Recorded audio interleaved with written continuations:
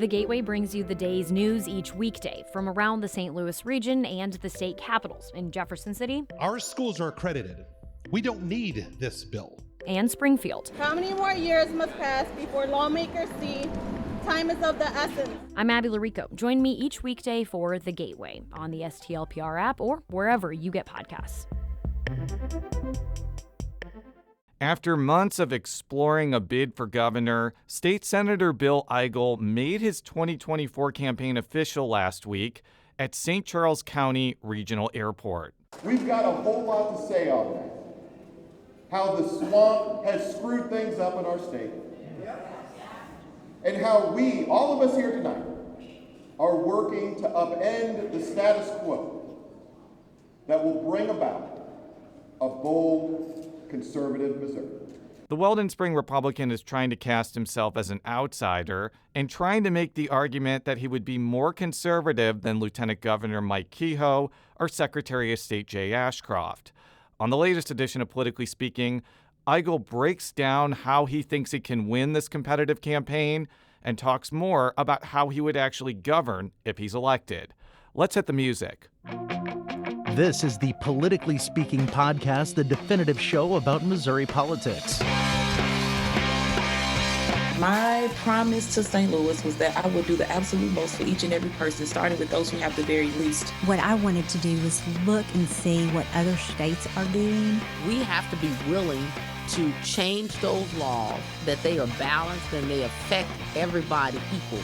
As somebody that grew up in the St. Louis area in North St. Louis County, I didn't know any lawyers growing up. We got to find long-term solutions to make government better, but also to be able to provide services to people. I don't want to leave that federal money that we've been leaving all these years on the table. We need to be spending this money to take care of Missourians. I thought we accomplished a lot this year, but a lot more needs to be done.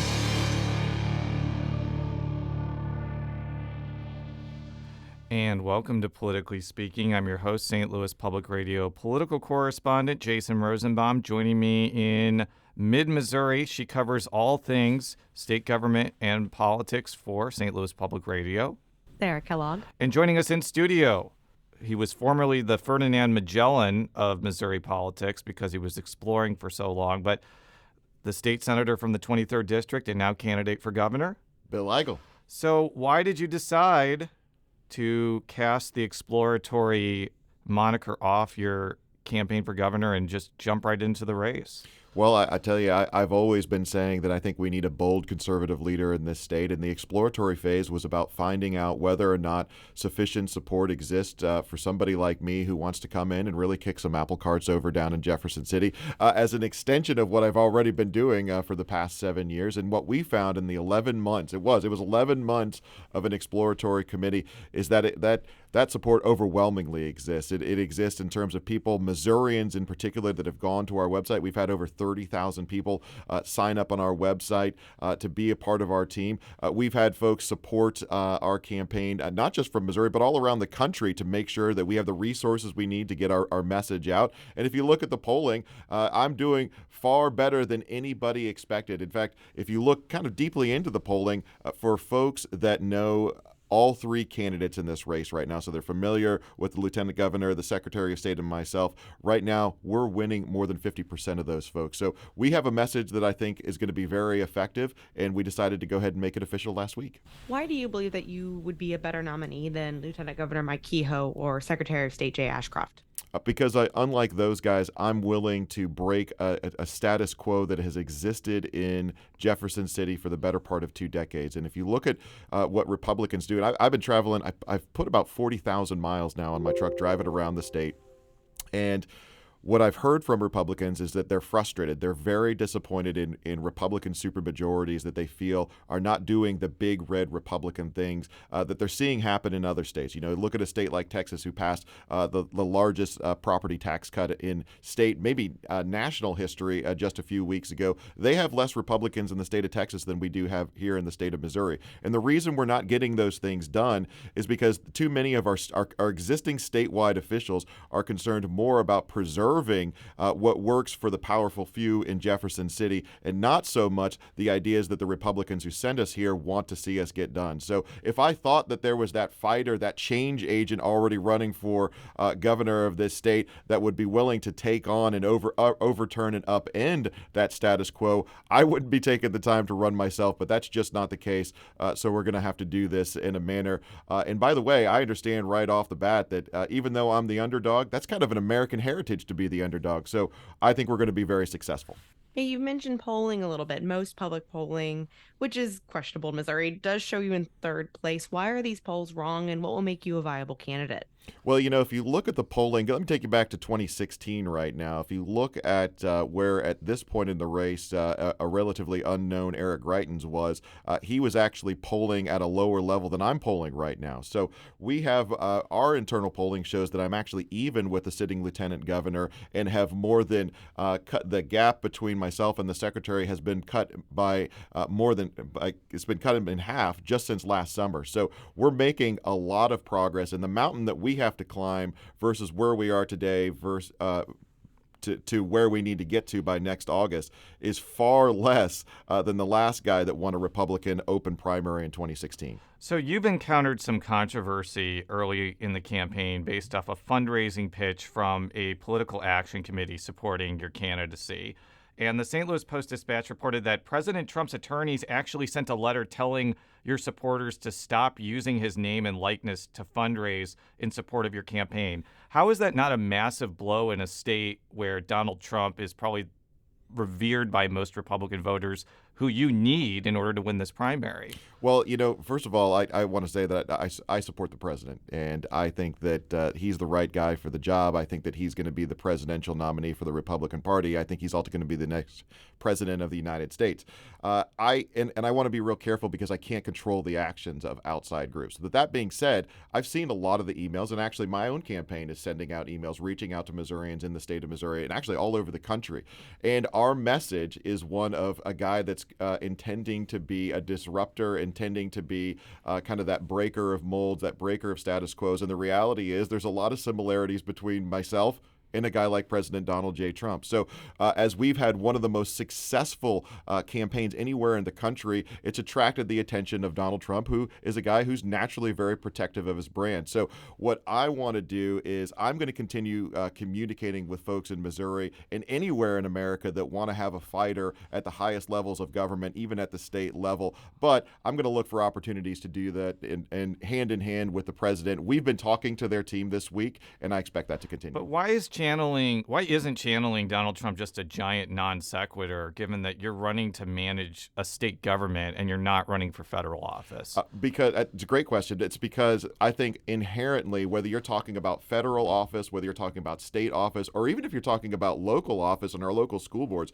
folks, I think today are looking for fighters. Folks are looking for individuals to represent them and lead them that are actually going to upend a system, could be at the local, could be at the state, that they're not happy with. They're not happy with outcomes everywhere from our schools to Jefferson City to certainly the federal government. And they're looking for individuals that they can believe in that are going to push back against that. Now, anybody that's watched my career for the past 7 years know that I have a tough time getting along with a lot of those powerful special interests in Jefferson City. Let's talk about that, because that was part of your speech at St. Charles County Regional Airport, where you focused on the, quote, bold conservative leadership. Here is a clip from part of that address. You know who they are.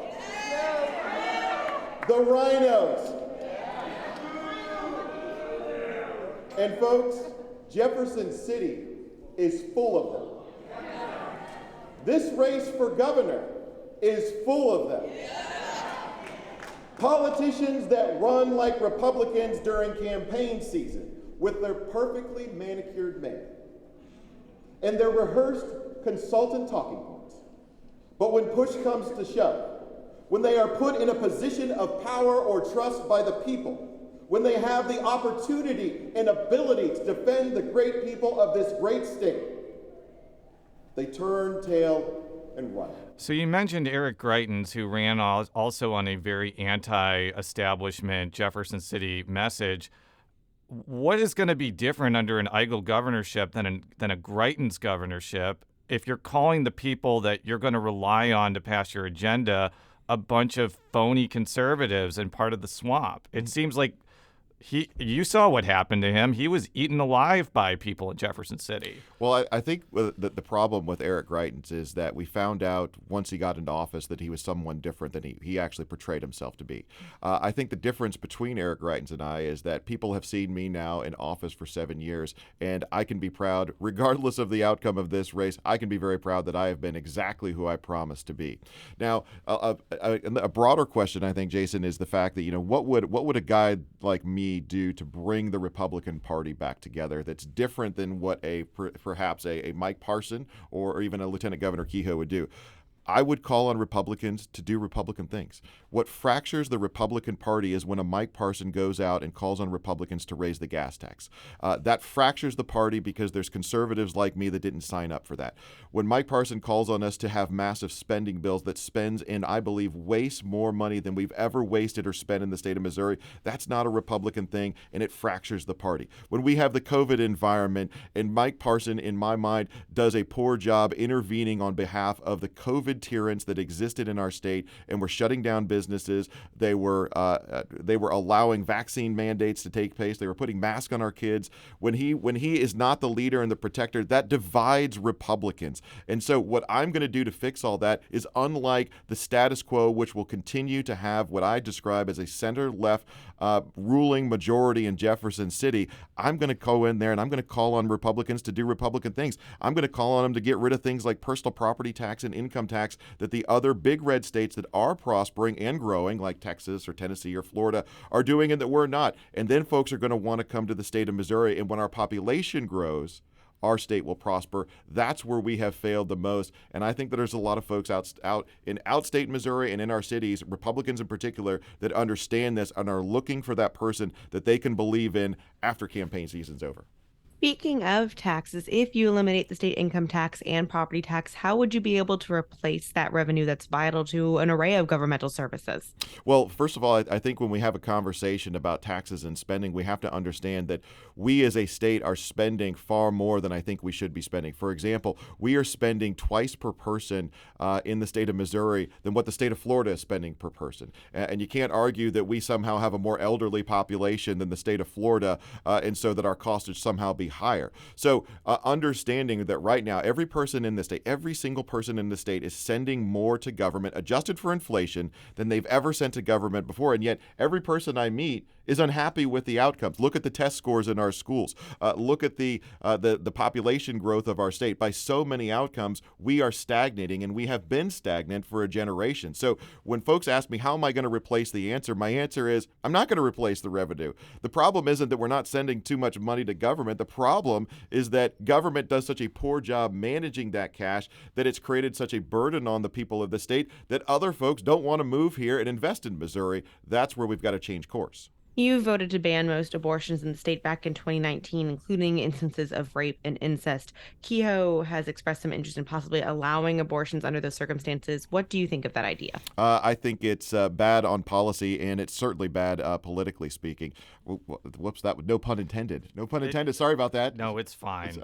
It's not like that line is trademarked, but continue, Senator. So I first of all, I'm of the belief that all life is precious. Now, Mike Kehoe is out there talking about exceptions where he would like to see the institution of abortion expanded in the state. And if I can think of things that aren't going to resonate with Missouri Republicans, spending your time looking for where abortion ought to be taking place, that it isn't taking place right now, is probably not going to be a message that resonates. Missouri has been sending pro-life Republicans that have said they were going to support and then ended up supporting some of the most strict the toughest restrictions on abortion anywhere in the United States. And I don't think that suddenly telling all those folks that have been sending those supermajorities to Jefferson City that, hey, wait a minute, why don't we turn back and find how we can get a few more abortions to occur in this state is a great idea. And really, like I said, philosophically, you either believe that life is precious and it must be defended at all costs, or you don't. Mike Kehoe is taking the stance that there are certain instances where life isn't precious, and I think that's the wrong way to go. veto. Republicans like U.S. Senators Josh Hawley and Eric Schmidt, as well as Trump, support having exceptions to abortion bans. Hawley himself has said he's supportive of Missourians voting on the issue, and we have a clip of that. Listen, I've celebrated the fact that the Dobbs opinion, which my wife helped litigate, she's here, by the way, somewhere right around here. I've celebrated the fact that returned the issue of abortion and life to voters. So, listen, I think voters ought to be able to weigh in, and in every state and jurisdiction they want to. I've said at the federal level, my view is where there's national consensus, I think it's appropriate for Congress to act. That's why I support pain-capable legislation. There's overwhelming support for that nationally. But, listen, I'll defer to voters if and when we get to have that on the ballot in Missouri. We'll see what happens. Those comments were made during the annual Governor's Hand Breakfast, which you were also there. Also, Senator Eric Schmidt basically said that he expects that to be on the ballot inevitably. Isn't your stance out of touch with some very conservative Republicans? Well, first of all, I love Josh Hawley. I love Eric Schmidt. I love the work that they're doing up in Washington, D.C. But I would make the case that abortion has been on the ballot every 2 years for the past two decades in the state of Missouri. And every time it comes up on the ballot, whether as a direct issue or as a referendum on who we want to represent us in Jefferson City, Missourians have consistently chosen the more pro-life candidates like myself who they want to represent them down in Jefferson City. In fact, if you guys, I know you guys are aware, Missouri used to be a very blue state. And one of the biggest issues that I believe worked to change Missouri from a blue state to a red state was the pro-life issue in the first place. And the fundamental belief of the pro-life movement is that all life is precious. And if we get away from that very foundational, fundamental belief, then we are no longer the pro-life state that we talk about being. So it's possible that in spite of 2 decades of electoral experience of sending all these pro-life Republicans like myself to Jefferson City, that the people of this state may have a change of heart. I would find that to be very unlikely, even in 2024 and beyond. When I caught up with Lieutenant Governor Kehoe earlier this spring, I mentioned the fact that he had voted for an amendment that would have barred discrimination in housing and employment and public accommodations for people that are gay, lesbian, transgender, or bisexual. And I asked him, is that a point of difference between him, Secretary Ashcroft, and yourself? Here is his full answer, which I know you have made quite a bit of hay about. There possibly could be. And as you might recall, Jolie Justice, Senator Justice at the time, was carrying that bill. It was part of a larger deal to move something through the Senate when we did that. But I got to tell you that I talk to Greg Razor all the time about this, who's very passionate about that issue, is that we need to start looking at where the generations are, because my kids, this is not something they think about. And younger people don't think about this. So Republicans, I think, as a whole, need to start getting around. Many Republicans claim to be Christians, and then all of a sudden somebody comes up and says, I think my relationship should be with the same gender sex, and all of a sudden we say, those people are no good. We're not the judge or the jury. And I really think that there's us as a party are going to have to start kind of getting our arms around where younger people across this country are. They're the future of our party. Eventually, they're going to be a Democrat or Republican or an independent, but they're a voter, and we're going to have to make sure we know how to connect with them. So I'm not sure I'm ready to say I'm 100% going to establish this position, but it's something I think we should be absolutely watching. So my interpretation from listening to Lieutenant Governor Kehoe is that he thinks that the party needs to be more in touch with younger voters and possibly LGBTQ voters who may be conservative. Yet I saw that you were, again, making hay of that comment as something that was really, really bad. Well, what is so objectionable about what he just said there? Well, first of all, I think that I would consider what he said there one of the most insulting statements made towards Republicans of the campaign cycle so far. And here's why I say that. Mike Kehoe has come out and said that if you don't agree with him on this policy, then effectively maybe you're not such a great Christian as a Republican. That's what I took from the comment. And here's let me explain my stance on this issue. I'm not a big fan of classes being defined by government, because every time government defines a new class, by definition, it is dividing the population. It is saying you are in this group over here and you are in this group over here. And at some point, can we as a people be be surprised at how divided our culture is when our government is literally dividing us into different classes under legal definitions. So I've never actually been a fan of the expansion of any special classes. Now in Jefferson City, you see all sorts of different defined and undefined special classes. Mike Kehoe has been one of the greatest supporters of some of the most powerful undefined special corporate interest special classes in Jefferson City. So it's not surprising to me that he's open to the idea that we should divide the population anymore. But I just haven't been a fan of that. I think so. You're not a fan of of having anti-discrimination laws against race or gender or religion? I'm not a fan of expanding any new definitions in state law or under our Constitution that divide the public. Absolutely not. But answer my question. Do you think that those types of existing anti-discrimination laws divide the public? Because those are seen as pretty widespread as good and as things that should be in place. I'm comfortable with having the ones that we have in place, but I don't want to expand it any further. So another issue that I've talked with both Kehoe and Ashcroft about is the prospect of barring adult transgender people from being able to access hormone therapy and gender transition surgery. And this is not a philosophical issue. Missouri was on the precipice of doing this because of the Attorney General's emergency orders that were struck down in court. Here is actually Secretary Ashcroft talking about his personal opinion on this issue. Let me be very careful. I don't think anyone should do this, personally. But in the role of government, I don't think it's government's role to tell adults, generally speaking, how they spend their own money. I disagree with it. I don't think people should do it, but there's a difference between what I personally think and where I think the government should be involved. And clearly, when this is happening to children that in nothing else we would say they have the ability to consent to, it is life-altering, it is irreversible. I think government should step in and say, no, you can't do this. If you're an adult, you want to spend your own money, I disagree with you, but it's not my place to tell you can't. So that's a pretty similar view of what Kehoe believes too, because I asked him the same question. What's your thought about barring or curtailing adult transgender people from accessing hormone therapy or gender transition surgery? Well, first of all, there is a very clear definition between when we're talking people 18 years and younger or 18 years and older and under the age of 18. And I've been very clear about how I feel about banning that for anybody under the age of 18. Now, I'm going to tell you, the reason I don't support these procedures for anybody under 18 is because I don't believe this is actual medical care. I don't believe that. And so it's difficult for me to view this through the lens of if it's not medical care for those under 18, I don't consider it medical care for anybody over the age of 18. Now, do we want to start getting restrictions on individuals from doing these procedures over the age of 18? That's not the focus right now.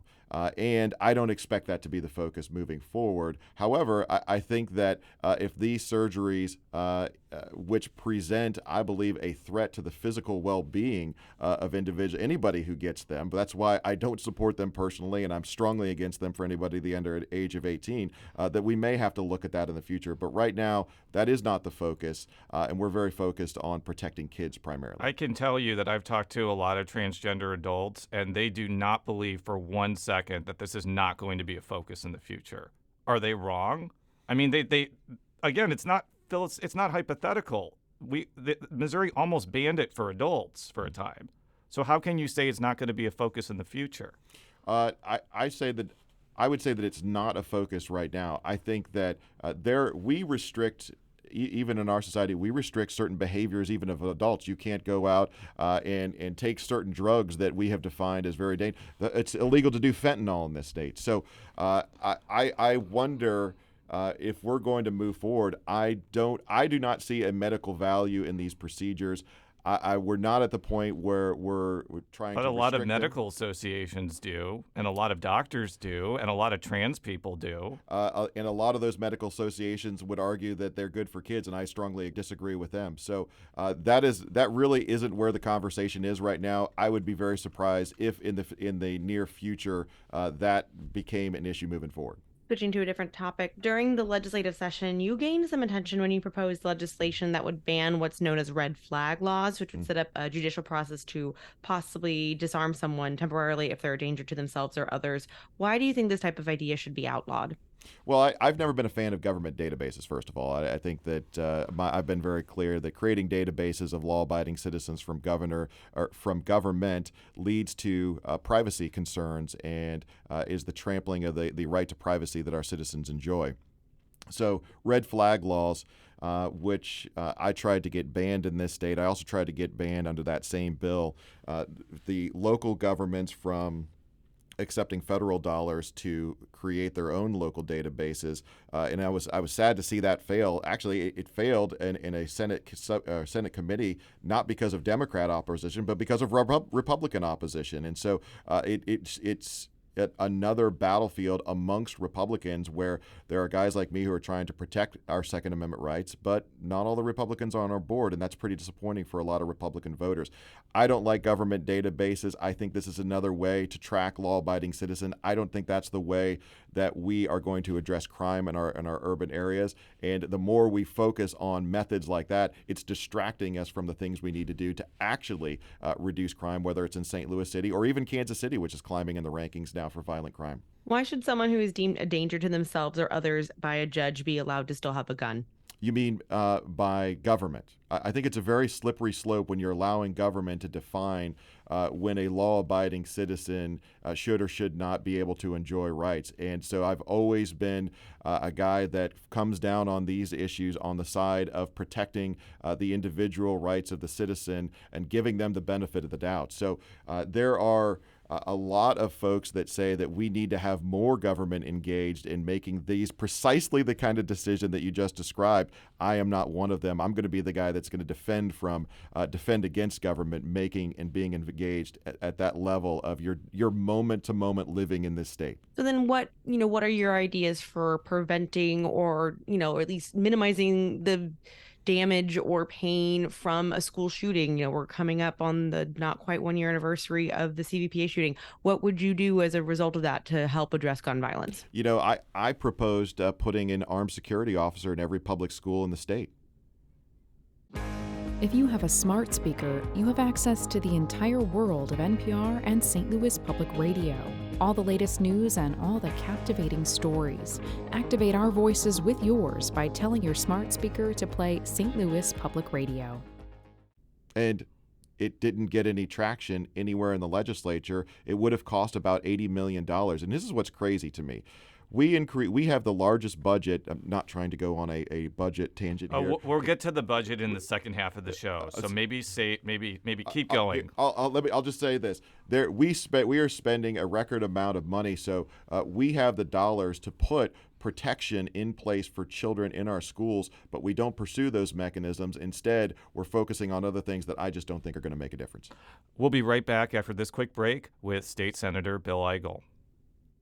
And we're back on Politically Speaking with State Senator Bill Eigel. He represents a portion of St. Charles County in the Missouri legislature, and he is one of 3 Republican candidates for governor. Sarah, you and the senator just experienced a veto session, so I'm going to turn it back to you and have you ask the senator's thoughts about how this extremely eventful veto session went.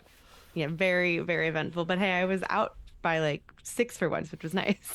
You've been critical of how lawmakers crafted the state budget, saying that there was way too much spending, but you were also advocating for some veto overrides of projects specifically helping St. Charles County. Mm-hmm. Is that message contradictory? Yeah, on its surface, it sounds kind of counterintuitive, doesn't it? So let me walk through this. One, the budget that we passed, that Governor Parson proposed and ultimately got signed into law, was what I believe to be one of the most wasteful, overburdened state budgets that the state has ever had. We've never spent more money, $51 billion, and I would argue we've never wasted more money. I mean, we had $10 billion amongst that $51 billion of new decision items that included all sorts of things that I had an objection to. And I'll give you a couple quick examples. Tens of millions of dollars for stadium improvements in Kansas City. I think the women's soccer team out in Kansas City got a $2 million new parking lot. We're building a $200 $200 million concrete overpass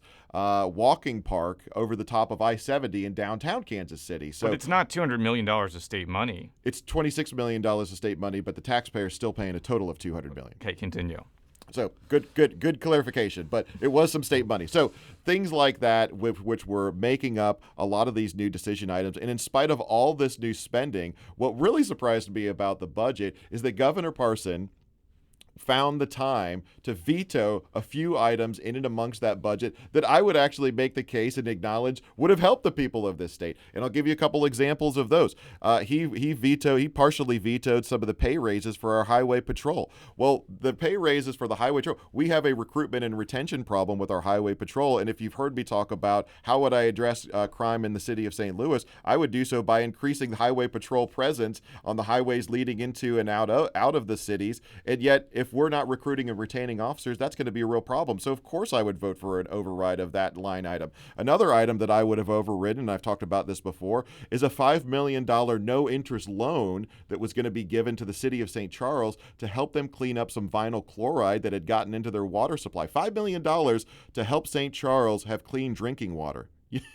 I don't know how in the midst of $10 billion of earmarks, Governor Parson found time to veto clean drinking water for St. Charles. I think the answer is that he was actually just being punitive for folks that are too vocal about disagreeing with him in Jefferson City. And of course, I fit that mold pretty darn well. So it was frustrating to me. But yeah, absolutely. There were several items in that budget that, in spite of all the victories of the swamp over the people, as I described that budget, he still found time to veto some of the things that I would have liked to see overridden because they actually are within the role of government and they would have helped some of the people of this state. Governor Parson has said multiple times that he wanted to curtail the $555 million to protect future budgets against shortfalls.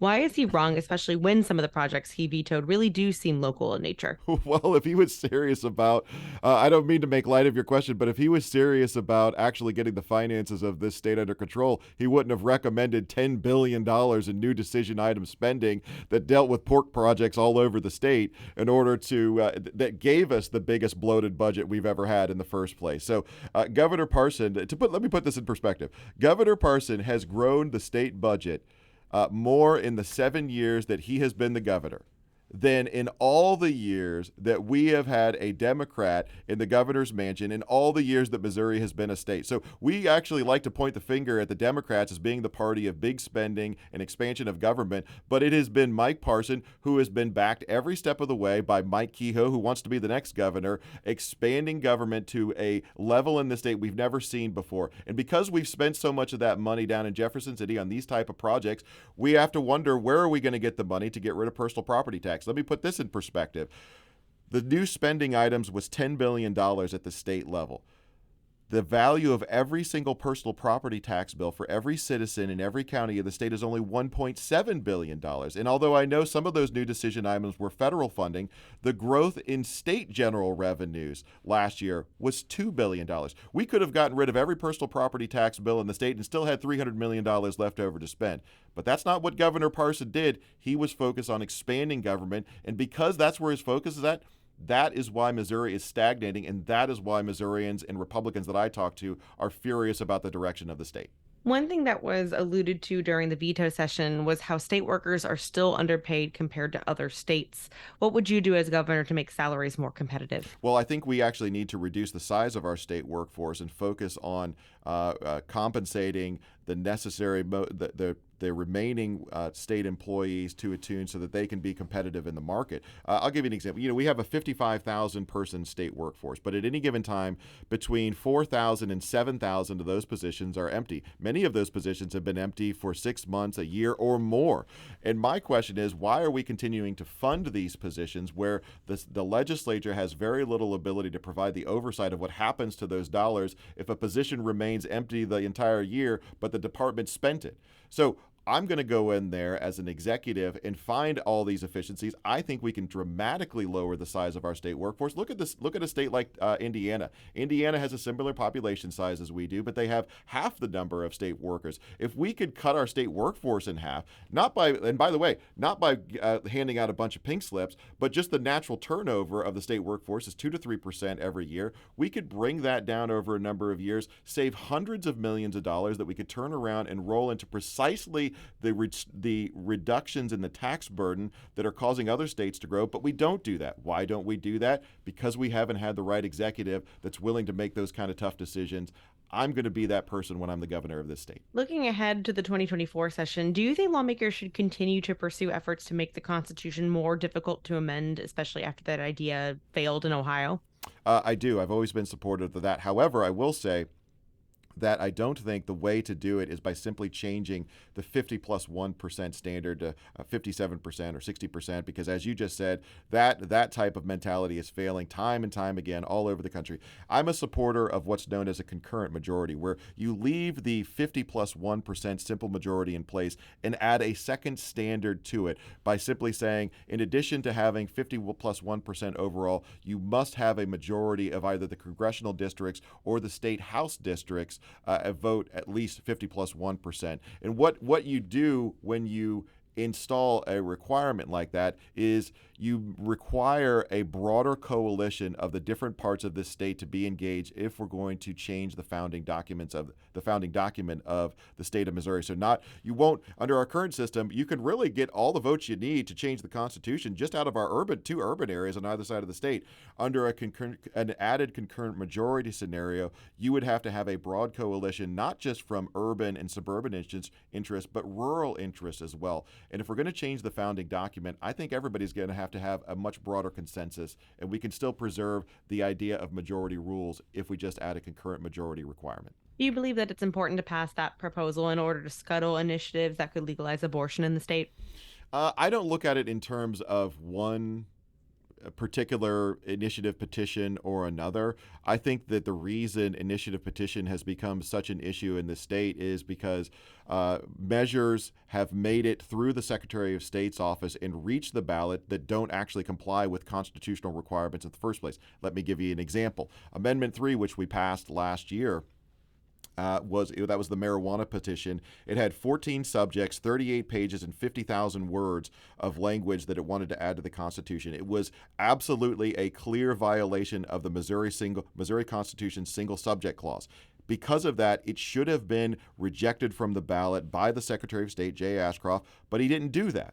And he allowed it to get on the ballot, even though there was no way citizens of the state could have answered a simple yes or no to that question, given so many subjects. And so now, because our Secretary of State has been not acting on that issue, on the Clean Missouri Initiative, on the Medicaid Expansion Initiative, now we're becoming a chaotic realm where any out-of-state special interest is coming into Missouri and trying to get measures put on the ballot that are not constitutional and never should be there in the first place. I know we're running short on time, but if he had done that, it almost certainly would have caused a lawsuit. So how would that have actually stopped it from getting to the ballot if a judge said this isn't multiple subject? Well, it's funny that you mentioned that, because the Missouri Supreme Court has weighed in and verified and backed up his power under Section 116.120 to make that precisely that kind of decision. So if the courts are going to change direction on their own precedent that they gave in the early 1990s, the Attorney General has come out on this,